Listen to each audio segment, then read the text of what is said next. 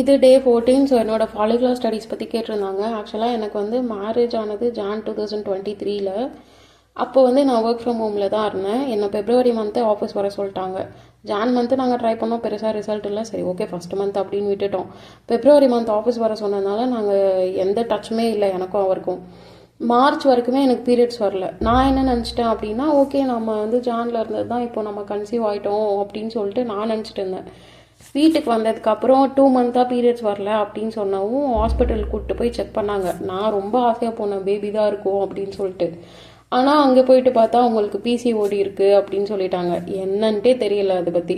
அப்புறம் தான் டாக்டர் சொன்னாங்க, இந்த மாதிரி உங்களோட சினைப்பையில் வந்துட்டு நிறைய நீர்க்கட்டி ஃபார்ம் ஆயிருக்கு, எக்கு வந்து இம்மெச்சூர்டாக அதுலேயே ஸ்டோரேஜ் ஆயிருக்கு அப்படின்னு சொல்லிட்டு சொன்னாங்க.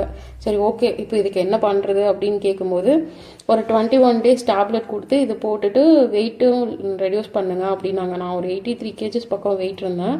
அப்புறம் அந்த 1 month ஃபுல்லாக டேப்லெட் எடுத்துகிட்டு வெயிட் லாஸ்க்கு அது இதுன்னு நிறைய பண்ணேன். ரைஸ் ஃபுல்லாக அவாய்ட் பண்ணிவிட்டு நெக்ஸ்ட் விசிட் போகும்போது ஒரு 5 kgs பக்கம் வெயிட் ரெடியூஸ் பண்ணிட்டேன்.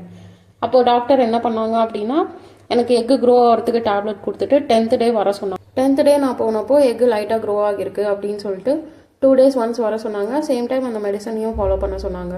இதே மாதிரி நான் ஒரு 3 விசிட் போயிருப்பேன் 2 days ஒன்ஸு. அப்புறம் வந்துட்டு எக்கு நல்லா மெச்சூர்ட் ஆகிடுச்சு, இப்போ ரப்சர் ஆகிறதுக்கு இன்ஜெக்ஷன் போடலாம் அப்படின்னு சொல்லிட்டு ஹெச்சிஜி இன்ஜெக்ஷன் போட்டாங்க. அதுக்கப்புறம் வந்து 3 to 5 days வந்து காண்டாக்டில் இருக்க சொன்னாங்க.